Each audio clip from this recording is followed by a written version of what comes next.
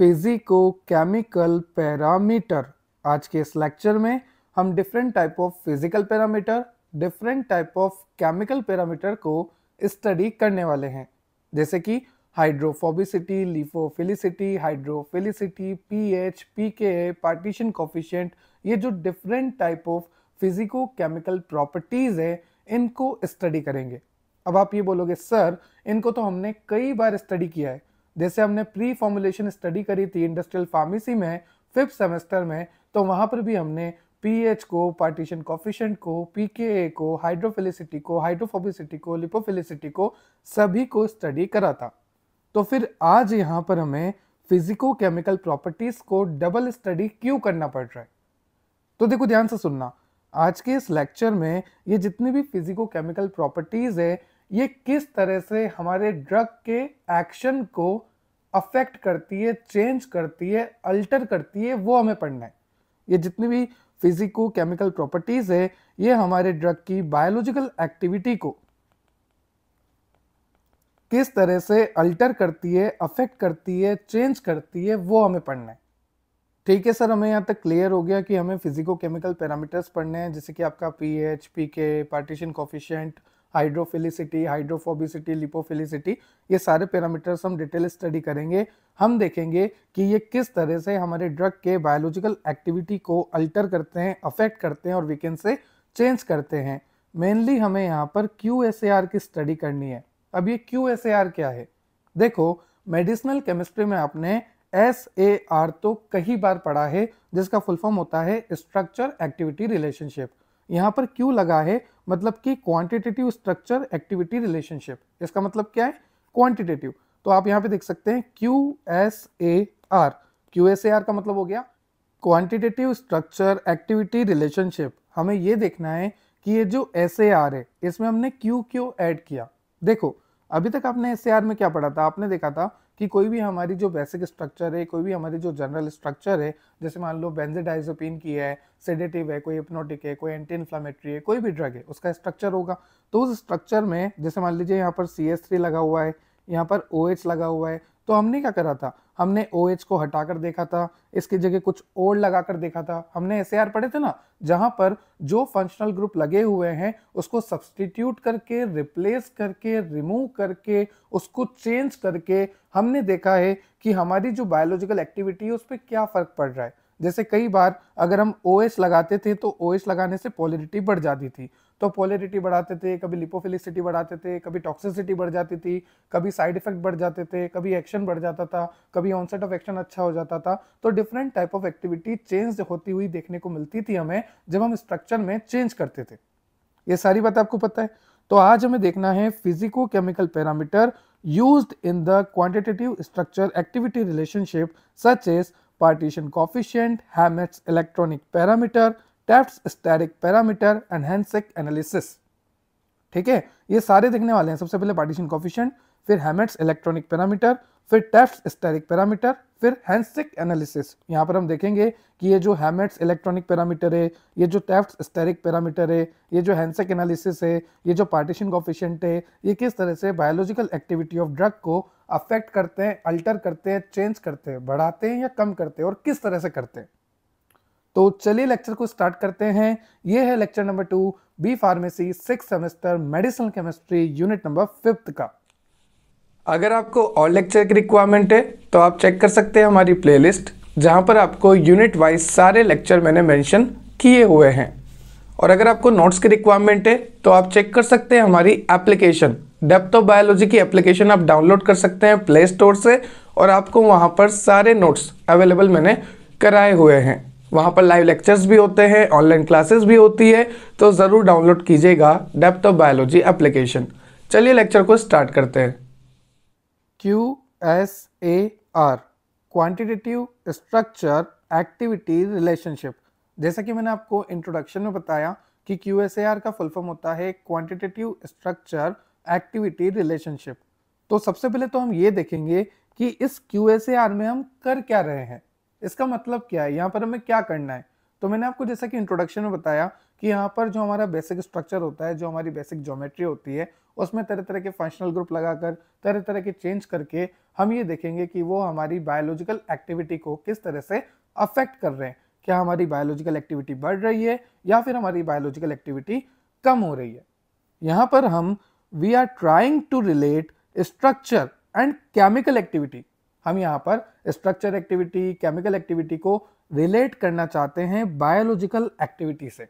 I repeat, हम यहाँ पर स्ट्रक्चर एक्टिविटी, केमिकल एक्टिविटी को रिलेट करना चाहते हैं बायोलॉजिकल एक्टिविटी की, जो ड्रग की बायोलॉजिकल एक्टिविटी है उससे रिलेट करना चाहते हैं using A mathematical relationship.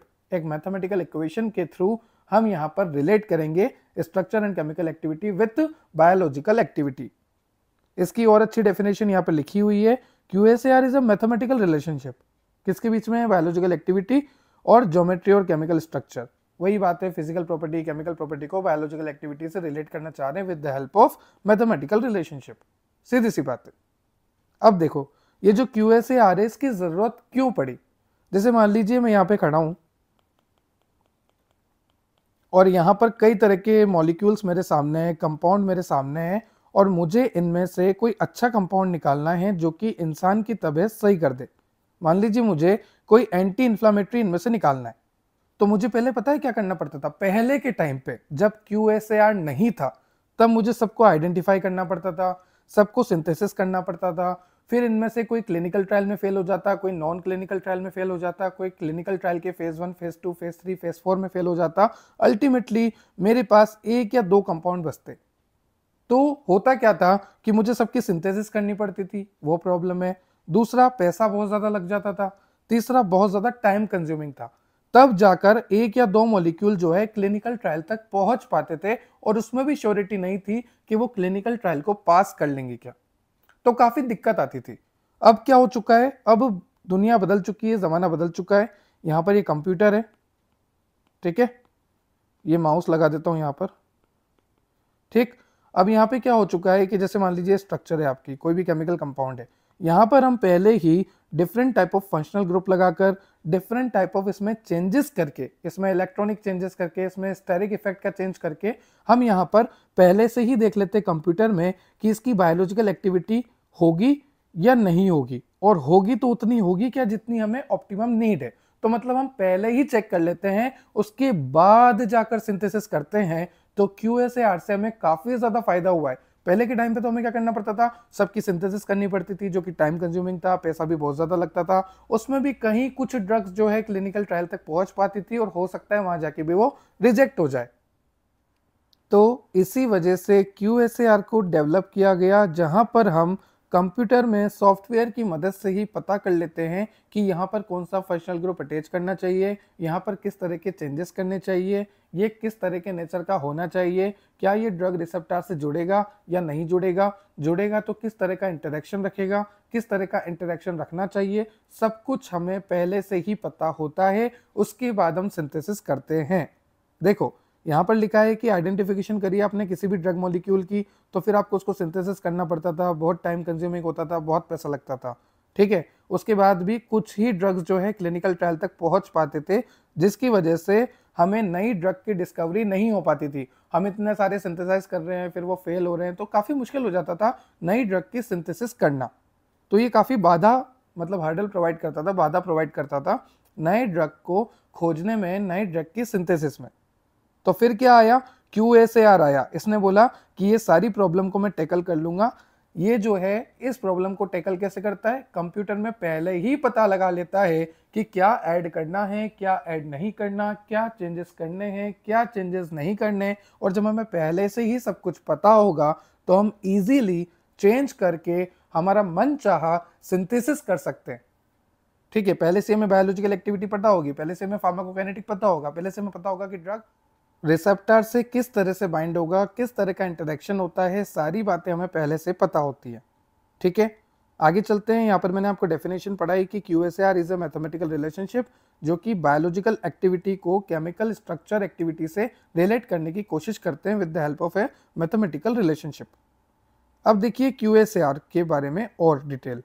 QSAR approach attempt to identify and quantify the physicochemical property of a drug to see whether any of this property has an effect on the drug biological activity। सीधी सी बात है, यहाँ पर हम जो भी molecule है, जैसे मान लीजिए आपके पास मॉलिक्यूल है, तो इसका आपको फिजिकल प्रॉपर्टी, केमिकल प्रॉपर्टी की स्टडी करनी है और फिर हमें ये चेक करना है कि ये जो मॉलिक्यूल है इसकी फिजिकल प्रॉपर्टी, केमिकल प्रॉपर्टी क्या इसके बायोलॉजिकल एक्टिविटी को अफेक्ट कर रही है या नहीं कर रही। ठीक है, यहाँ पर लिखा भी हुआ है, देखो बायोलॉजिकल एक्टिविटी जो होती है ना ड्रग की, biological activity of a drug, वो डिपेंड करती है फिजिको केमिकल पैरामीटर पे, जैसे कि partition coefficient, hydrophilicity, lipophilicity, pH, pK, सब कुछ। ये जो different type of physico chemical parameters होते हैं, तो क्या हमारे ड्रग की बायोलॉजिकल एक्टिविटी जो है इन पे रिलेट करती है या नहीं करती, वो हमें देखना है। और आप सभी को पता है कि करती है। लिपोफिलिक होनी चाहिए ड्रग, ठीक है, हाइड्रोफिलिक भी होनी चाहिए थोड़ी बहुत। पीएच जो है डिपेंड करता है किस तरह का फॉर्मुलेशन करना है, गैस्ट्रिक एसिड के पीएच पे ड्रग डिसॉल्व होनी चाहिए या फिर बेसिक पीएच पे ड्रग डिसॉल्व होनी चाहिए, तो पीएच भी एक इंपॉर्टेंट रोल प्ले करता है। पार्टीशन कॉफिशिएंट मतलब कि ड्रग आपका लिपोफिलिक नेचर का ज्यादा है या हाइड्रोफिलिक नेचर का ज्यादा है, किस नेचर का ज्यादा है उसको हम सेपरेटिंग फनल से पता लगाते हैं। ये सारे पैरामीटर्स जो हैं कहीं ना कहीं आपकी ड्रग की बायोलॉजिकल एक्टिविटी को अल्टर करते हैं, बायोलॉजिकल एक्टिविटी को अफेक्ट करते हैं। ठीक है, यहां पर लिखा है देखो, बायोलॉजिकल एक्टिविटी को आप किस तरह से एक्सप्रेस करते हैं, तो उसको एक्सप्रेस करने का तरीका लिखा है log 1/c।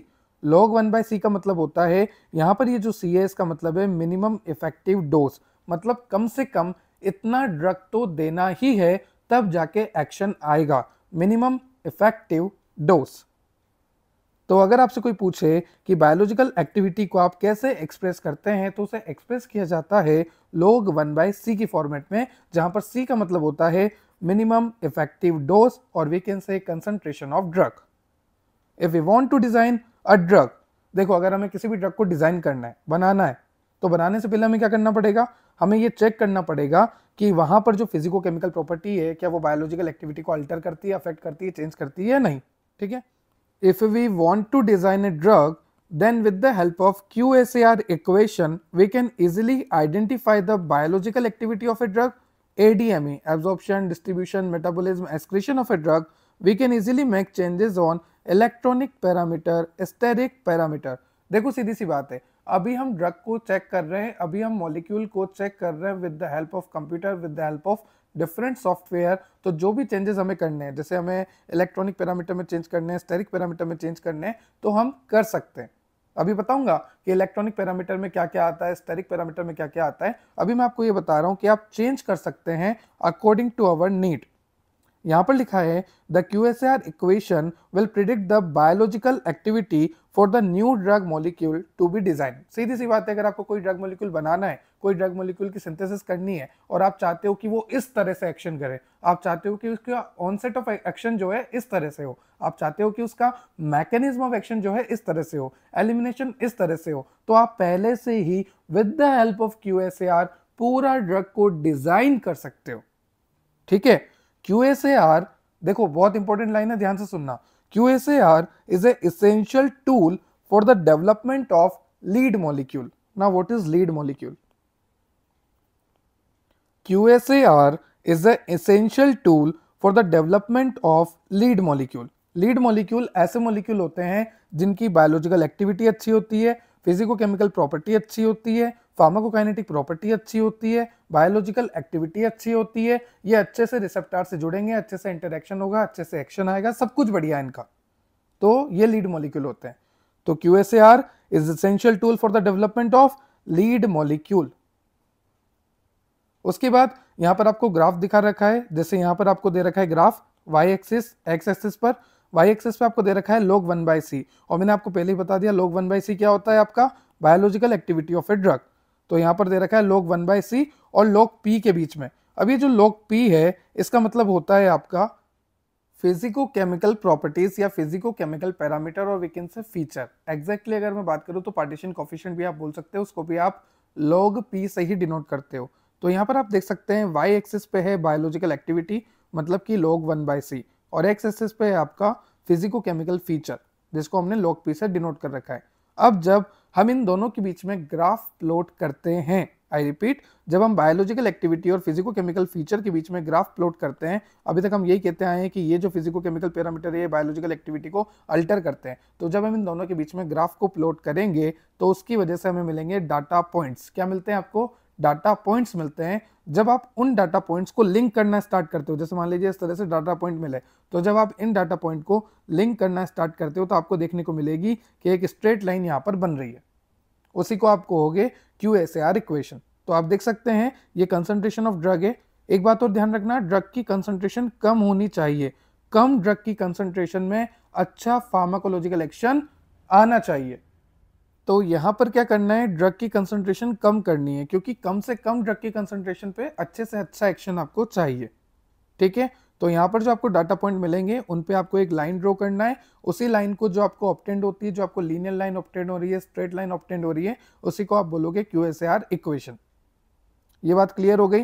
तो ग्राफ बना देना, उससे काफी अट्रैक्टिव लगेगा। उसके बाद ये इक्वेशन आप लिख सकते हैं, log activity equal to y calculated K1 x plus K2, जहां पर y कैलकुलेटेड का मतलब होता है लॉग की ऑब्जर्व कैपेसिटी। उसके बाद ये जो x है इसका मतलब होता है फिजिको केमिकल प्रॉपर्टी, और ये जो K1 और K2 दे रखे हैं ये हैं आपके रेट कांस्टेंट। तो ध्यान रखना, K1 K2 तो रेट कांस्टेंट हो गए, x का मतलब हो गया फिजिको केमिकल प्रॉपर्टी।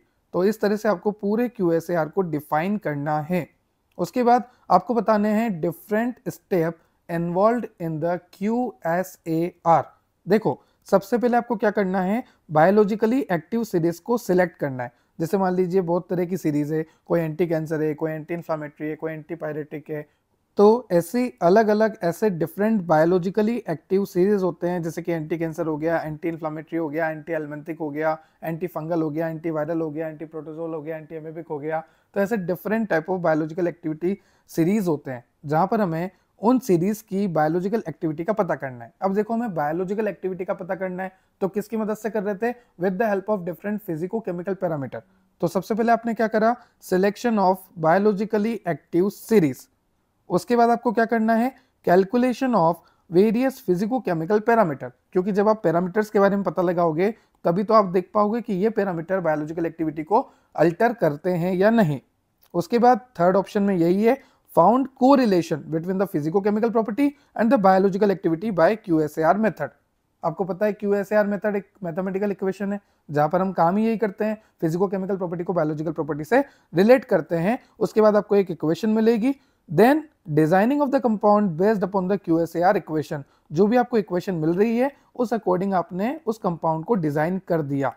ठीक है, उसके बाद उस डिजाइनिंग कंपाउंड का हमें बायोलॉजिकल एक्टिविटी पता करना होता है। जब हमें लगता है कि इसकी बायोलॉजिकल एक्टिविटी उतनी है जितनी हमें चाहिए थी, ऑप्टिमम है, सब कुछ बढ़िया है, बेहतर है, साइड इफेक्ट कम है, टॉक्सिक इफेक्ट कम है, एडवर्स इफेक्ट कम है, कॉन्ट्राइंडिकेशन कम है, बेटर है, बेटर है, बेटर है, तो सिलेक्ट कर दो। देन आपको फाइनली सिंथेसिस करनी है। तो इस तरह से सबसे पहले बायोलॉजिकल एक्टिव सीरीज को आपको लेना है। कोई भी सीरीज आप ले सकते हैं जिसकी बायोलॉजिकल एक्टिविटी आपको चेक करनी है। फिर आपको वेरियस फिजिको केमिकल पैरामीटर्स की स्टडी करनी है। फिर आपको उनको कोरिलेट करना है with the help of QSAR method. फिर आपको जो इक्वेशन मिलेगा उस इक्वेशन के बेसिस पे आपको डिजाइन करना है आपके कंपाउंड का। फिर आपको बायोलॉजिकल एक्टिविटी को पता करना है। देन फाइनली आपका कंपाउंड जो है बन के तैयार हो जाएगा। आपने बनाना है, आपने सिंथेसिस करना है, दैट्स इट। अभी तक जो मैं बोल रहा हूं, physico chemical parameter, physico chemical property, physico chemical, ठीक है, तो ये जो प्रॉपर्टीज है अब वो पढ़ने का टाइम आ चुका है। सबसे पहला है हाइड्रोफोबिसिटी, जिसके अंदर आता है पार्टीशन कोफिशिएंट, जिसको लिखते हैं लॉग P से। उसके बाद है हैंसेक सब्स्टिट्यूशन कांस्टेंट। उसके बाद आपका स्टेरिक पैरामीटर, जिसके अंदर आता है Taft's constant, van der Waals radius and van der Waals volume. उसके बाद इलेक्ट्रॉनिक पैरामीटर, जहां पर आता है Hammett's constant, dipole moment, ionisation constant, pKa, delta pKa मतलब चेंज इन pKa। तो जैसा कि आप देख सकते हैं हमारे सिलेबस में दे रखा है पार्टीशन कोफिशिएंट मतलब कि log P, Hansch substitution constant, Taft's constant और हैमिट्स कांस्टेंट। ये चार हमारे सिलेबस में है, पार्टीशन कोफिशिएंट, हैंसेक, टेफ्ट्स और हैमिट्स। ठीक है, इन चारों की स्टडी करनी है। बस आपको ये आइडिया लग गया कि अगर बात करें पार्टीशन कोफिशिएंट की और हैंसेक सब्स्टिट्यूशन की, तो वो हाइड्रोफोबिसिटी के अंदर आते हैं। स्टेरिक पैरामीटर के अंदर आपका टेफ्ट्स कांस्टेंट आता है और इलेक्ट्रॉनिक पैरामीटर के अंदर आपका हैमिट्स कांस्टेंट आता है।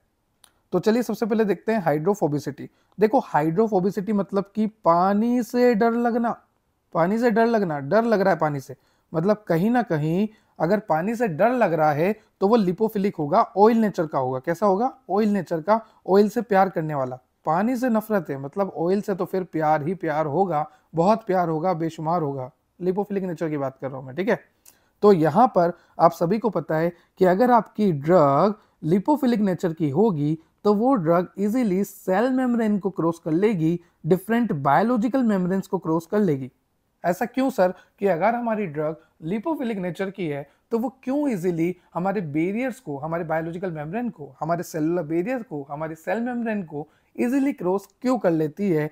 क्योंकि ये जो आपकी सेल मेम्ब्रेन है ये बनी है फॉस्फोलिपिड की, ये भी लिपिड की बनी है, जो ड्रग आ रहा है वो भी लिपिड का है, तो ये दोनों भाई भाई, ठीक है। अक्षय कुमार बोलता है एक मूवी में भागम भाग में, इंडियन सर भाई भाई, ठीक है। वो आपने देखी होगी भागम भाग, बहुत अच्छी मूवी है, देखना जरूर।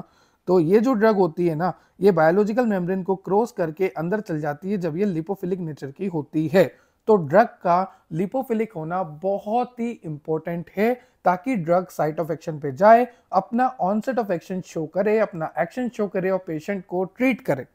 ठीक है सर, ये बात हमें क्लियर हो गई कि ड्रग का लिपोफिलिक नेचर होना जरूरी है, पर ड्रग को ज्यादा लिपोफिलिक भी नहीं होना। अगर ड्रग ज्यादा लिपोफिलिक नेचर की हो जाएगी तो वो किसी काम की नहीं रहेगी। तो ध्यान रखना, अगर ड्रग कम लिपोफिलिक है तो उसका एक्शन कम आएगा। अगर हमारी ड्रग ऑप्टिमम मतलब कि जितना रिक्वायर्ड है उतना लिपोफिलिक है तो एक्शन बहुत अच्छा, बढ़िया, एकदम बढ़िया, पंजाबी में बोलते हैं बढ़िया। और अगर आपके ड्रग का नेचर बहुत ही ज्यादा लिपोफिलिक है, मान लीजिए आपकी ड्रग जो है बहुत ही ज्यादा लिपोफिलिक है, तो फिर वो किसी काम की नहीं है। ठीक है, वो किसी काम की नहीं है। वो क्यों नहीं है वो मैं आपको अभी बताऊंगा। तो आपको हमेशा ध्यान रखना है कि ड्रग अगर कम लिपोफिलिक नेचर की है तो एक्शन कम आता है उसका। ड्रग का लिपोफिलिक नेचर ऑप्टिमम लेवल पे होना चाहिए, जितना चाहिए उतना पर्याप्त मात्रा में होना चाहिए, ना ज्यादा ना कम। अगर कम होगा तो एक्शन कम आएगा और अगर ज्यादा होगा तो एक्शन आएगा ही नहीं। तो ड्रग का लिपोफिलिक नेचर ऑप्टिमम लेवल का होना चाहिए जिससे ड्रग का एक्शन बहुत ज्यादा अच्छा आए। तो यहां पर लिखा है lipid is the vital constituent of cell membrane. Cell membrane में क्या होता है? लिपिड ही होता है, फोस्फोलिपिड होता है। ठीक है, ये जो हाइड्रोफोबिसिटी है मतलब कि पानी से डर लग रहा है, मतलब कि लिपोफिलिक है। ठीक है, तो द हाइड्रोफोबिसिटी और वी कैन से लिपोफिलिक या lipophilicity of a drug is an important parameter, play vital role in drug administration, distribution, interaction with receptor और प्रोटीन।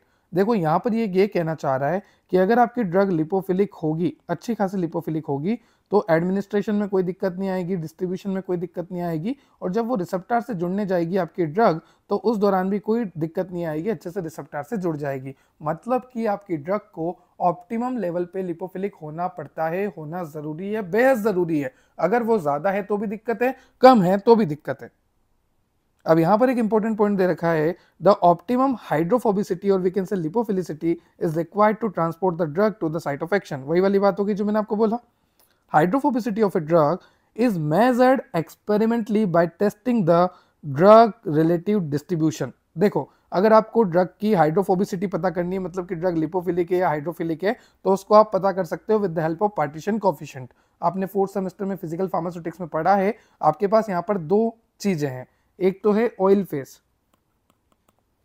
एक है आपके पास एक्वस फेस। यहाँ पर ये क्या है? एक्वस फेस है। अब मैं यहाँ पे ड्रग डाल देता हूँ, ड्रग डाल दिया, तो अगर ड्रग लिपोफिलिक नेचर का होगा, मतलब कि ऑयल से प्यार करने वाला होगा, लिपोफिलिक होगा, तो ड्रग यहाँ पर ऊपर हो जाएगा। और अगर ड्रग हाइड्रोफिलिक होगा तो ड्रग सारा नीचे आ जाएगा। मतलब ड्रग का जो नेचर होगा, ड्रग वहां जाके सेटल हो जाएगा। अगर वो लिपोफिलिक है तो ऑयल वाले सेक्शन में चल जाएगा, अगर वो हाइड्रोफिलिक है तो पानी वाले सेक्शन में चल जाएगा। तो हमें ये पता चल जाएगा कि ड्रग का नेचर क्या है।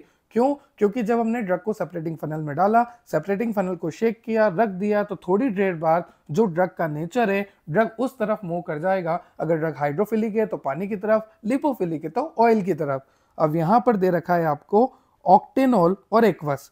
ऑक्टेनॉल का मतलब सीधा सा पता लग रहा है लिपिड, मतलब ऑयल नेचर, और एक्वस मतलब तो पानी ही पानी। तो यहां पर ऑक्टेनॉल और एक्वस के बारे में बात करेंगे। ये ऑयल फेस को दर्शाता है, ये एक्वस फेस को दर्शाता है। यहां पर हमें देखना है कि ड्रग की कंसंट्रेशन ऑयल में कितनी है और ड्रग की कंसंट्रेशन पानी में कितनी है। और जिस तरफ ड्रग की कंसंट्रेशन ज्यादा होगी, ऑब्वियसली 100% ड्रग उसी नेचर का होगा। ठीक है, ज्यादातर उसी नेचर का होगा। यहां पर देखो लिखा भी हुआ है in simple term the partition coefficient is the ratio of drug. हम ड्रग के रेशियो को देखेंगे कि ड्रग का रेशियो किस तरफ ज्यादा है, क्या वो एन ऑक्टेनॉल में मतलब कि ऑयल नेचर में ज्यादा है या वो पानी में ज्यादा है। जैसे मान लीजिए एन ऑक्टेनॉल मतलब कि ऑयल में ज्यादा होगा तो ड्रग लिपोफिलिक हो गई, और अगर ड्रग का कंसंट्रेशन पानी में ज्यादा होगा तो ड्रग जो है हाइड्रोफिलिक हो गई। तो यहाँ पे लिखा है एन ऑक्टेनॉल मतलब लिपिड मतलब ऑयल की बात हो रही है, और वाटर का मतलब एक्वस। ठीक है, अब यहां पर एक बात लिखी हुई है, the whole organic molecule comprised of. जो भी ऑर्गेनिक मॉलिक्यूल है वो किससे बना होता है, एक तो उसमें बेसिक स्केलेटन होता है, जैसे मान लीजिए बेंजीन है, ये बेसिक स्केलेटन है। उसके साथ उस पर कई तरह के सब्सटीट्यूएंट अटैच होते हैं, जैसे कि OH अटैच है, R अटैच है, X अटैच है, NH2 अटैच है। ये सारे क्या हैं, सब्सटीट्यूएंट्स, फंक्शनल ग्रुप, एडिटिव्स। ठीक है, अब यहां पर आपको एक बात बताई गई है कि सम ऑफ पाई। अब ये पाई क्या है, पाई का मतलब होता है हाइड्रोफोबिक सब्सटीट्यूएंट कांस्टेंट, मतलब कि आपके हाइड्रोफोबिक सब्सटीट्यूएंट कांस्टेंट है ये। हाइड्रोफोबिक का मतलब क्या हो गया, लिपोफिलिक। एक ही बात है, पानी से डर लगेगा तो ऑयल से प्यार होगा, मतलब लिपोफिलिक होगा। ठीक है, तो sum of pi is equal to log P. Log P का मतलब होता है पार्टीशन कोफिशिएंट, और पाई का मतलब होता है हाइड्रोफोबिक सब्सटीट्यूएंट कांस्टेंट। तो sum of pi is equal to log P. तो यहां पर लिखा है लॉग पी मतलब कि ड्रग का कंसंट्रेशन ऑक्टेनॉल में मतलब कि ऑयल में मतलब कि लिपिड में, और ड्रग का कंसंट्रेशन पानी में। जिधर ज्यादा होगा ड्रग उसी नेचर की होगी। फिर यहां पर भी आपको ग्राफ दिखा रखा है, जहां पर आपको y एक्सिस पे log 1/c दे रखा है। log 1/c का मतलब होता है बायोलॉजिकल एक्टिविटी, c का मतलब होता है minimum effective concentration of a drug of a dose, और log p आपको दे रखा है x एक्सिस पे, जिसका मतलब है पार्टीशन कोफिशिएंट। तो log 1/c जो कि y एक्सिस पे है, log p जो कि x एक्सिस पे है। जब यहाँ पर ग्राफ ड्रॉ होगा तो यहाँ पर भी आपको different type of data point मिलेंगे। जब आप उनको एड ऑन करेंगे, लाइन ड्रॉ करेंगे, तो यहाँ पर एक लीनियर लाइन ड्रॉ होती है। ठीक है, पर अगर आपका इन केस अगर आपका लिपोफिलिक नेचर ज्यादा है, ड्रग का बहुत ही ज्यादा है, बहुत ही ज्यादा है, बहुत ही ज्यादा है, तो उस कंडीशन में आपको इस तरह से पैराबोला ग्राफ मिलता है। हमेशा ध्यान से सुनो, if graph is extended to very high log P value, मतलब कि हाई लॉग पी का मतलब है कि बहुत ही ज्यादा पार्टीशन कोफिशिएंट है, और बहुत ही ज्यादा पार्टीशन कोफिशिएंट मतलब कि बहुत ही ज्यादा लिपोफिलिक है, मतलब कि बहुत ही ज्यादा ऑयली नेचर का है। तो अगर आपका ड्रग बहुत ही ज्यादा हाई लॉग पी वैल्यू का है, मतलब कि उसका पार्टीशन कोफिशिएंट बहुत ज्यादा है, मतलब कि उसकी लिपोफिलिक नेचर अगर बहुत ज्यादा है, तो उस कंडीशन में आपको पैराबोलिक कर्व मिलेगा। ये जो कर्व आपको देखने को मिल रहा है, दिस इज पैराबोलिक कर्व। ये आपको देखने को मिलेगा अगर आपकी ड्रग हाईली लिपोफिलिक है, बहुत ज्यादा हाईली, एक्सट्रीम हाईली, ऑप्टिमम से भी बहुत ज्यादा। तो आप देख सकते हैं, आपको ड्रग का कंसंट्रेशन देखना है, तो ड्रग का कंसंट्रेशन कम होने पर एक्टिविटी ज्यादा होनी चाहिए। तो ये जो आपको देख रहा है यहां तक, ये मैक्सिमम बायोलॉजिकल एक्टिविटी आ चुकी है इस पॉइंट पे। पर अगर आप लिपोफिलिक नेचर बढ़ाए रखते हो, कंटिन्यू रखते हो, तो आप देख सकते हैं यहाँ पर ये एक्टिविटी वापस कम होती हुई दिख रही है आपको, ये कम हो चुकी है। तो एक्टिविटी यहाँ पर घट रही है क्योंकि लॉग पी का वैल्यू बहुत ज्यादा बढ़ चुका है, मतलब पार्टीशन कोफिशिएंट बहुत ज्यादा बढ़ चुका है, और वी कैन से लिपोफिलिसिटी और वी कैन से हाइड्रोफोबिसिटी कई ज्यादा बढ़ चुकी है, जिसकी वजह से एक्शन कम हो रहा है। ठीक है, यहां पर आपको इक्वेशन दे रखी है, log 1/c equals to minus K log p plus k2 plus log p plus k3। यहाँ पे log p का होल स्क्वायर दे रखा है। ठीक है, यहाँ पर वही बात बता रखी है, the drug show low biological response जब log p कम हो, मतलब कि जब लिपोफिलिक कम हो तो एक्शन कम आएगा, पर जब लिपोफिलिक ऑप्टिमम हो, log p ऑप्टिमम मतलब लिपोफिलिक नेचर ऑप्टिमम हो, तो एक्शन अच्छा आएगा। पर जब log p बहुत ही ज्यादा हो गया तो एक्टिविटी बिल्कुल नहीं आएगी। ठीक है, चलो दूसरा पैरामीटर बताता हूं, इलेक्ट्रॉनिक पैरामीटर। अभी क्या हुआ, पार्टीशन कोफिशिएंट हुआ। देखो यहां पर हम क्या करेंगे, जैसे मान लीजिए आपका ये स्ट्रक्चर है, अब इस स्ट्रक्चर पे जो भी फंक्शनल ग्रुप लगे हैं, या अटैच करें या रिप्लेस करें, रिमूव करें, सब्सटीट्यूट करें, जो भी करें, वो किस तरह से ड्रग के आयनाइजेशन को और ड्रग के पोलरिटी को अफेक्ट करेगा। अब एक बात ध्यान से सुनना, आप सभी को पता भी होता है कि जो ड्रग अनआयनाइज फॉर्म का है, अनआयनाइज नेचर का है, वो ड्रग इजीली क्रॉस कर लेता है बायोलॉजिकल मेम्ब्रेन्स को, different type of cell membrane को। पर अगर कोई ड्रग आयोनाइज फॉर्म में है तो वो क्रॉस नहीं कर पाता, उसकी क्रॉसिंग एबिलिटी नहीं होती है, बहुत कम होती है, बहुत कम। तो ऐसा क्यों? अब देखो, अनआयोनाइज मतलब उसके ऊपर कोई भी चार्ज नहीं है, कोई भी चार्ज नहीं है, ना पॉजिटिव है ना नेगेटिव है, कोई भी चार्ज नहीं है, मतलब कि ये न्यूट्रल है। और अगर ये न्यूट्रल है तो ये इजीली क्रॉस कर लेते हैं। पर अगर मैं बात करूं आयोनाइज की, मतलब कहीं ना कहीं चार्ज है, और अगर चार्ज है तो हमारे बायोलॉजिकल मेम्ब्रेन पे भी चार्ज होता है, और इन्हीं चार्ज की वजह से यहाँ पर रिपल्शन होता है, जिसकी वजह से आयोनाइज ड्रग जो है बायोलॉजिकल मेम्ब्रेन को क्रॉस नहीं कर सकती। क्यों नहीं कर सकती? क्योंकि biological membrane contain charge, ionise drug contain charge, दोनों के पास charge, charge repel each other, और रिपल्शन होगा तो फिर यहाँ पर क्रॉसिंग कैसे होगी? वहीं अगर मैं बात करूं अनायनाइज फॉर्म, न्यूट्रल फॉर्म, ना कोई पॉजिटिव ना कोई नेगेटिव, आराम से आने दो, आराम का मामला है। अमूल माचो बड़े आराम से अनायनाइज ड्रग जो है बायोलॉजिकल मेम्ब्रेन को क्रॉस करके अपने साइट ऑफ एक्शन पे पहुंच के अपना एक्शन शो करती है। तो यहाँ पर हमने देखा कि कहीं ना कहीं अगर आप ड्रग अच्छी भी बना लेते हो तो भी इस बात पे डिपेंड करता है कि वो आयोनाइज्ड है या अनआयोनाइज्ड है, क्योंकि अगर अनआयोनाइज्ड होगी तो इजीली क्रॉस कर लेगी। तो यहां पर लिखा है द डिस्ट्रीब्यूशन ऑफ इलेक्ट्रॉन, जैसे मान लीजिए एक मॉलिक्यूल है आपके पास, कोई भी मॉलिक्यूल है, कोई भी सब्सटेंस है, ठीक है, उसमें जो इलेक्ट्रॉन का डिस्ट्रीब्यूशन है ना, वो भी काफी ज्यादा इन्फ्लुएंस करता है एक्टिविटी को। The distribution of electron in the molecule influence the activity of drug molecule. देखो सीधी सी बात है, कोई भी आपके पास मॉलिक्यूल है, उसमें जो इलेक्ट्रॉन का डिस्ट्रीब्यूशन है वो भी कहीं ना कहीं आपके ड्रग की एक्टिविटी को अल्टर करता है। ठीक है, यहां पर आपको वही बात लिखी हुई है जो मैंने आपको बताया था कि the drug should cross the various barrier to reach the site of action to produce the biological action. Drug को अलग अलग बैरियर को क्रॉस करना पड़ता है साइट ऑफ एक्शन पे जाने के लिए और अपना एक्शन शो करने के लिए। फिर मैंने आपको बोला कि अनायनाइज्ड फॉर्म की ड्रग जो होती है वो इजीली क्रॉस कर लेती है as compare to ionized form. फिर मैंने आपको बताया ऐसा क्यों, तो यहाँ पर लिखा भी हुआ है the reason behind is the ionized and charged molecule are opposed by the electrical charge present in the membrane। जो भी आपके सेल मेम्ब्रेन है, जो भी आपके बायोलॉजिकल मेम्ब्रेन है, जो भी आपके बैरियर है, वहां पर कहीं ना कहीं इलेक्ट्रिकल चार्ज है, उन मेम्ब्रेन में प्रेजेंट है। तो इस वजह से आपका जो ड्रग है वो भी चार्ज है, आपकी जो मेम्ब्रेन है वो भी चार्ज है, charge charge repel each other, इसकी वजह से ये जो है क्रॉस नहीं कर पाएंगे। वहीं अगर मैं बात करूं न्यूट्रल मॉलिक्यूल की, neutral molecule have no charge, so their transport across the membrane is facilitated without any electrical interruption, any repulsion. ठीक है, यहां तक हमें क्लियर हो गया। नेक्स्ट इसी के अंदर आता है हैमिट्स कांस्टेंट। तो देखो हैमिट्स भाई साहब ने क्या कहा था, sigma value are the logarithm of the effect of substituent on the acid dissociation constant of benzoic acid. मैं समझाता हूं, देखो इसको हम एक एग्जांपल से समझते हैं। यहाँ पर ही आपके पास स्ट्रक्चर है, बेंजोइक एसिड है, आप सभी जानते हैं बेंजीन के ऊपर COOH मतलब कि आपका बेंजोइक एसिड। ठीक है, क्योंकि ये कार्बोक्सिलिक ग्रुप है, ये बेंजीन है, तो कार्बोक्सिलिक ग्रुप का एक और बेंजीन का बेंजोइक, तो ये हो गया बेंजोइक एसिड। ठीक है, इसके ऊपर मैंने लगा रखा है ABC, ये तरह तरह के मैंने यहाँ पर सब्स्टिट्यूशन करे हुए हैं। तो ये जो ABC मैंने यहाँ पर लिखाए हुए हैं ये सब्स्टिट्यूएंट है, may be electron donor group हो या may be electron acceptor group हो। अब आपने ऑर्गेनिक केमिस्ट्री में पढ़ा है electron donor group, electron acceptor group, नाम से पता लग रहा कि ये इलेक्ट्रॉन को एक्सेप्ट करने वाले ग्रुप है, इलेक्ट्रॉन को लेने वाले क्या आ जाओ भैया, और ये इलेक्ट्रॉन डोनर इलेक्ट्रॉन को देने वाले कि चले जाओ भैया। ठीक है, तो यहां पर हमने ये जो ABC लगा रखा है बेंजोइक एसिड पे, हो सकता है ये इलेक्ट्रॉन डोनर हो सकता है ये इलेक्ट्रॉन को विड्रॉ करे। ठीक है, या तो डोनेट करे या विड्रॉ करे या एक्सेप्ट बोल लीजिए आप।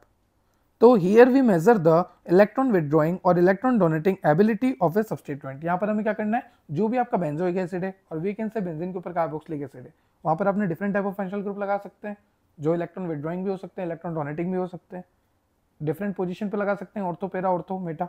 ठीक है, तो उसके बाद हमें ये देखना है कि अगर इलेक्ट्रॉन विड्रॉइंग ग्रुप हम लगाते हैं तो क्या होता है, इलेक्ट्रॉन डोनेटिंग ग्रुप हम लगाते हैं तो क्या होता है। तो ध्यान से सुनना, अगर इलेक्ट्रॉन विड्रॉइंग ग्रुप आप लगाते हैं तो आपका जो ड्रग है वो आयोनाइज्ड फॉर्म की तरफ ज्यादा शिफ्ट होगा। आयोनाइज्ड फॉर्म तो सर अच्छा नहीं है, क्रॉस एबिलिटी रखता ही नहीं है। तो ध्यान रखना, अगर आप इलेक्ट्रॉन विड्रॉइंग ग्रुप लगाते हैं तो KX की वैल्यू भी बढ़ती है। अब ये KX क्या है, KX का मतलब होता है equilibrium constant for substituted benzoic acid. जो सब्स्टिट्यूशन हमने करा ना, तो उसके लिए इक्विलिब्रियम कांस्टेंट का हम यूज कर रहे हैं। Equilibrium constant for substitution benzoic acid, उसके बारे में बात कर रहे हैं, उसके लिए हम बोल रहे हैं KX वैल्यू। तो जब आप इलेक्ट्रॉन विड्रॉइंग ग्रुप लगाते हैं बेंजोइक एसिड पे तो आपका KX वैल्यू बढ़ता है, आयनाइजेशन फॉर्म की तरफ आपका वो जो मॉलिक्यूल है वो शिफ्ट होता है, इक्विलिब्रियम जो है शिफ्ट होता है, और आपका जो सिग्मा वैल्यू है वो पॉजिटिव आता है। सिग्मा वैल्यू का मतलब होता है आपका हैमिट्स कांस्टेंट जो है पॉजिटिव आता है।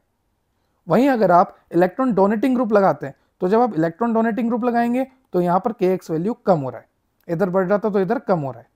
ठीक है, यहाँ पर आयनाइज फॉर्म आ रहा था तो यहाँ पर अनआयनाइज फॉर्म बनेगा, यहाँ पर पॉजिटिव सिग्मा वैल्यू थी तो यहाँ पर नेगेटिव सिग्मा वैल्यू होगी। तो बस इतना सा फर्क आपको याद रखना है। फिर आपको इस तरह से बता देना है कि बेंजीन के ऊपर COOH मतलब कार्बोक्सिलिक एसिड, यहाँ पर आप देख सकते हैं ये कार्बोक्सिलेट आयन बन जाता है जब H+ को डोनेट करेगा। फिर आप यहाँ पे देख सकते हैं ये जो आपका पोजीशन है ये बता रखा है पैरा पोजीशन, क्योंकि ये ऑर्थो ये मेटा तो ये पैरा ही होगा ऑब्वियसली, ये आपको मेटा बता रखा है। ठीक है, चलिए नेक्स्ट आपका है यहाँ पर टैफ्ट्स स्टेरिक फैक्टर। अब देखो यहाँ पर क्या प्रॉब्लम थी, यहाँ पर ये जो हेमेट्स कांस्टेंट था ना, इसने बेंजोइक एसिड के बारे में बताया, डिसोसिएशन के बारे में बताया, सबके बारे में बताया, इलेक्ट्रॉन विड्रॉइंग ग्रुप लगाओगे तो क्या होगा, डोनेटिंग ग्रुप लगाओगे तो क्या होगा, क्या बढ़ेगा, किसकी तरफ शिफ्टिंग होगी, सब कुछ बताया। पर इसने स्टेरिक हिंड्रेंस का नाम ही नहीं लिया। स्टेरिक हिंड्रेंस क्या होता है वो मैं आपको बताता हूँ। देखो जैसे मान लीजिए यहाँ पर मेरे पास एक स्ट्रक्चर है, यहाँ पर मैंने X लगा रखा है और यहाँ पर मैंने Y लगा रखा है। अब ये दोनों छोटे छोटे ग्रुप है, यहाँ पे कोई धक्का मुक्की नहीं हो रही, इसका साइज इतना है, इसका साइज इतना है, यहाँ पर अभी भी बहुत गैप है, कोई दिक्कत वाली बात नहीं है। वहीं अगर मैं दूसरा स्ट्रक्चर बनाता हूँ आपके सामने, ध्यान से देखना, यहाँ पर ये एक और स्ट्रक्चर मैंने बना दिया। अब इस स्ट्रक्चर में मैं फर्शल ग्रुप लगाता हूँ, यहाँ पर X लगा दिया, यहाँ पर X डैश लगा दिया, यहाँ पर X डैश डैश लगा दिया। और अगर मैं आपको बोलूँ कि ये सारे ग्रुप जो है बल्कि ग्रुप है, और अगर ये बल्कि ग्रुप है मतलब कि बड़े बड़े ग्रुप है, इस तरह से बड़े बड़े ग्रुप है, और अगर ये बड़े बड़े ग्रुप है तो ये आपस में क्या करेंगे, रिपल्शन करेंगे, धक्का मुक्की करेंगे, एक दूसरे को धक्का देंगे। इसी को बोलते हैं स्टेरिक हिंड्रेंस। मतलब कि यहाँ पर रिपल्शन होगा, बल्कि ग्रुप होने की वजह से, रिपल्शन होने की वजह से। क्या ये ड्रग आगे जाके रिसेप्टर से जुड़ेगा? क्या ये ड्रग आगे जाके रिसेप्टर से सही से जुड़ेगा? बिल्कुल नहीं, क्योंकि यहाँ पर पहले से ही धक्का मुक्की हो रही है, स्टेरिक हिंड्रेंस आ रहा है। पर कई बार ऐसा देखने को मिला है कि अगर आपके स्ट्रक्चर में एक बल्कि ग्रुप है, एक या एक से ज्यादा बल्कि ग्रुप है, तो कई बार किसी केसेस में, किन ही केसेस में रिसेप्टर से जुड़ जाता है। तो यहां पर वही बात बता रखी है, जो टैफ्ट स्टेरिक फैक्टर है, नाम से पता लगा स्टेरिक हिंड्रेंस की बात हो रही है। तो यहां पर शेप और साइज देखते हैं हम, जो भी आपका मॉलिक्यूल है, जो भी आपका ड्रग है, उसकी शेप और साइज देखी जाती है। क्योंकि हम इसलिए देखते हैं कि क्या ये ड्रग, क्या ये मॉलिक्यूल, क्या ये लीड कंपाउंड कैपेबल है हमारे रिसेप्टर से जुड़ने के लिए? क्या इसमें कोई धक्का मुक्की तो नहीं होगी, कोई स्टेरिक हिंड्रेंस तो नहीं होगा, कोई प्रॉब्लम तो नहीं आएगी, कोई रुकावट तो नहीं होगी? सारी चीजें देखनी पड़ती है, क्योंकि जितना अच्छी बाइंडिंग उतना अच्छा रिसेप्टर में कंफर्मेशनल चेंज, उतना अच्छे biological activity further, pharmacological action further. जब बाइंड ही सही से नहीं होगा तो ड्रग कितना ही अच्छा हो, कोई एक्शन देगा ही नहीं। तो यहां पर आपको लिखा है कि आपको different type of groups attach करने हैं। जैसे स्मॉल सब्सटीट्यूएंट अगर आप अटैच करते हैं ना, छोटे छोटे सब्सटीट्यूएंट, तो फिर अच्छे से जुड़ जाता है रिसेप्टर से। पर बल्कि ग्रुप से दिक्कत आती है, हिंड्रेंस होता है, पर कई बार सम टाइम जुड़ जाता है रिसेप्टर से, जो मैंने आपको अभी बताया। ठीक है सर, हमें यहाँ तक क्लियर हो गया कि यहाँ पर सिर्फ और सिर्फ एक पॉइंट ऐड हो गया है जिसका नाम है स्टेरिक हिंड्रेंस।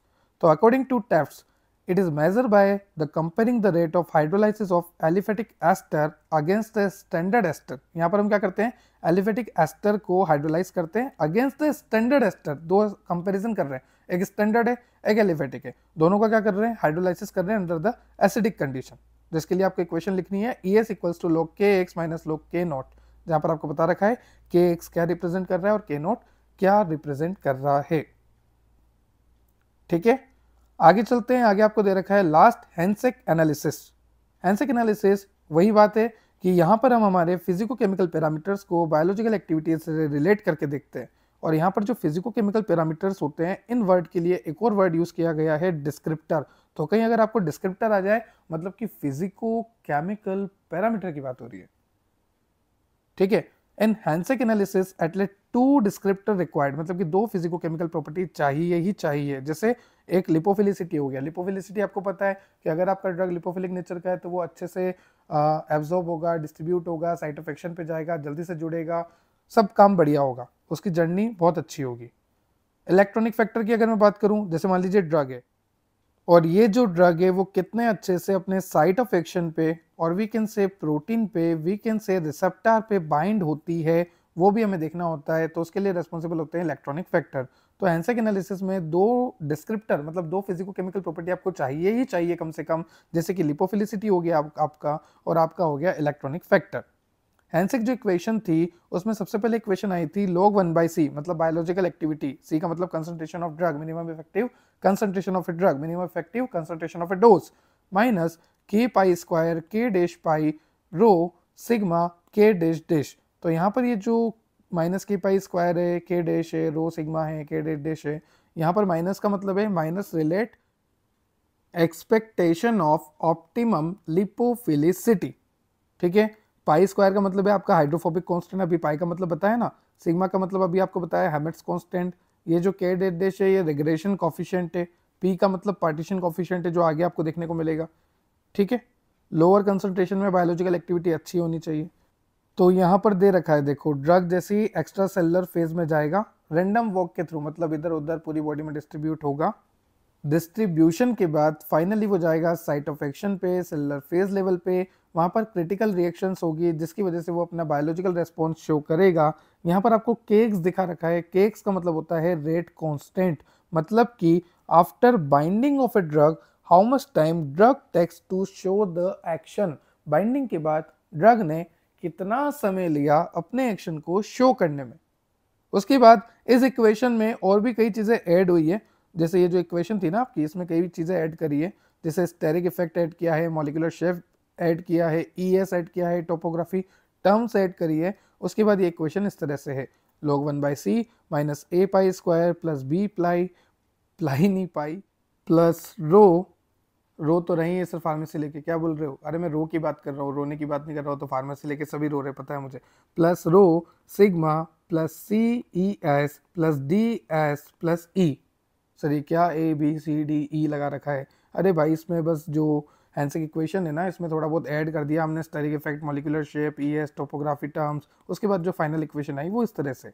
और ये जो मैंने आपको बता रखा ना ए बी, ये रो, ये सी, ये डी, ये ई, ये सब रिग्रेशन कॉफिशिएंट है, आपको याद रखना है। यहाँ पर एक लाइन आपको याद रखनी है, काफी अच्छी लाइन है, Hansch analysis is also called extra thermodynamic method, it is a linear free energy approach. कैसी अप्रोच है, एक लीनियर फ्री एनर्जी अप्रोच है टू ड्रग डिजाइन। अगर हमें ड्रग को डिजाइन करना है तो ये एक लीनियर फ्री एनर्जी अप्रोच है, it is also called extra thermodynamic method. किसको ड्रग को डिजाइन करना है, कॉन्जेनिक, मतलब कि सिमिलर टाइप ऑफ ड्रग, एक सीरीज है, सिमिलर टाइप ऑफ सीरीज है, उसको अगर आपको डिजाइन करना है तो with the help of equation आप कर सकते हैं। I repeat, Hansch analysis is also called extra thermodynamic method, it is a linear free energy approach to drug design in congenic series in which equation is set up involving different combination of physicochemical parameter। मतलब यहाँ पर हम different physicochemical parameter को involve करके यहाँ पर हम drug को, सिमिलर टाइप की सीरीज को, एक ड्रग को हम बना सकते हैं। सीधी सी बात है, हम ड्रग को, बायोलॉजिकल एक्टिविटी को, ड्रग की जो बायोलॉजिकल एक्टिविटी है उसको रिलेट ही कर रहे हैं फिजिकोकेमिकल पैरामीटर से, शुरू से ये कर रहे हैं, ठीक है। तो जैसे ये इक्वेशन स्टेब्लिश होती है हम जो है टेस्टिंग स्टार्ट कर देते हैं हमारे अनटेस्टेड कंपाउंड की। इसकी कुछ लिमिटेशन है कि यहाँ पर कंफर्मेशनल चेंजेस की बात नहीं हुई, कि जब रिसेप्टर जो है, अगर हम उसकी बात करें कि वो रिसेप्टर भी इंपॉर्टेंट रोल प्ले करता है। अभी तक तो हमने ये देखा था कि ड्रग में क्या होना चाहिए कि वो रिसेप्टर में जुड़ जाए, पर रिसेप्टर की भी तो बात करनी पड़ेगी, रिसेप्टर की बात करेंगे तभी तो ये ड्रग आके जुड़ेगी, रिसेप्टर के बारे में तो स्टडी करनी पड़ेगी, पर कंफर्मेशनल चेंजेस जो है ना रिसेप्टर के वो इग्नोर कर दिए गए। दूसरा, metabolism of drug is not consider, metabolism की बात ही नहीं करी। द पोटेंशियल लिपोफिलिसिटी रिलेशनशिप में भी पैराबोलिक, आपको पता है कि अगर आप बढ़ा दोगे लिपोफिलिक नेचर तो ड्रग का जो नेचर अगर लिपोफिलिक बहुत ज़्यादा हो जाता है तो उसकी वजह से जो ग्राफ ऑप्टेंट होता है वो होता है पैराबोलिक नेचर का, जिसकी वजह से लिपोफिलिसिटी अगर बहुत ज़्यादा हो जाती है तो ड्रग का इफेक्ट ही नहीं आता। कुछ एडवांटेज है जो कि मार्टिन और ट्यूट ने बताए थे, तो देखो ध्यान से पढ़ लेना है ना। सबसे पहला एडवांटेज है the method is easy to use, inexpensive. दूसरा, द यूज ऑफ डिस्क्रिप्टर, मतलब कि फिजिको-केमिकल पैरामीटर जैसे कि pi, sigma, ES can be utilised for the prediction of biological activity in a complex system. वही तो हम करते आ रहे हैं, फिजिको-केमिकल पैरामीटर की मदद से किसी भी मॉलिक्यूल का बायोलॉजिकल एक्टिविटी पहले से ही पता कर लेते हैं, फिर उसके बाद हम सिंथेसिस करते हैं अगर वो करने लायक है तो ये था आपका आज का टॉपिक, जहाँ पर हमने देखा Hansch analysis, Taft steric factor, Hammett's constant, और ये जो हैमिट्स कांस्टेंट है ये हमने देखा था इलेक्ट्रॉनिक पैरामीटर में। उससे पहले हमने पैराबोलिक कर्व देखा था, लीनियर स्ट्रेट लाइन कर्व देखा था, हमने देखा था कि हाइड्रोफोबिसिटी और वी कैन से लिपोफिलिसिटी किस तरह से बायोलॉजिकल एक्टिविटी को अल्टर अफेक्ट चेंज करती है। उससे पहले हमने देखा था स्टेप्स इन्वॉल्व इन QSAR, और QSAR होता क्या है, ग्राफ वगैरह सब कुछ डिटेल स्टडी आज हमने करी है। तो ये जो आपका पैराग्राफ है, physico chemical parameter used in the quantitative structure activity relationship such as partition coefficient, Hammett's electronic parameter, Taft steric factor and Hansch analysis, ये पूरा हो चुका है। उसके बाद अब नेक्स्ट लेक्चर में pharmacophore modelling and docking technique पढ़ेंगे, फिर कॉम्बिनेटोरियल केमिस्ट्री, फिर आपकी यूनिट 5th खत्म। 2 लेक्चर और बाकी है। आई होप आपको लेक्चर क्लियर हुआ होगा। अगर आपको लेक्चर से रिलेटेड कोई भी डाउट है तो आप कमेंट सेक्शन में कमेंट कर सकते हैं। ये नोट्स आपको डेप्थ ऑफ बायोलॉजी एप्लीकेशन में मिल जाएंगे। डेप्थ ऑफ बायोलॉजी एप्लीकेशन आप डाउनलोड कर सकते हैं प्ले स्टोर से। और अगर आप iOS यूज़र है, अगर आप एप्पल यूज़र हैं, तो आप जाइए ऐप स्टोर पे। वहाँ पर जाने के बाद आप डाउनलोड कीजिए माई इंस्टीट्यूट एप्लीकेशन। जैसे आप माई इंस्टीट्यूट एप्लीकेशन को डाउनलोड करेंगे, वहाँ पर आपको एक कोड रिक्वायर्ड होगा, ORG कोड। वहाँ पर आपको लिखना है MULNO, तब जाके आपको एक्सेस मिल जाएगा मोबाइल नंबर से रजिस्टर करने पे। तो ऐप स्टोर पे जाइए, माई इंस्टीट्यूट एप्लीकेशन डाउनलोड कीजिए, ORG कोड में मुल्नो लिखिए और अपना मोबाइल नंबर से रजिस्टर करके एक्सेस ले सकते हैं। और प्ले स्टोर पे जाके डेप्थ ऑफ बायोलॉजी एप्लीकेशन सीधा भी आप डाउनलोड कर सकते हैं एंड्रॉइड यूजर्स।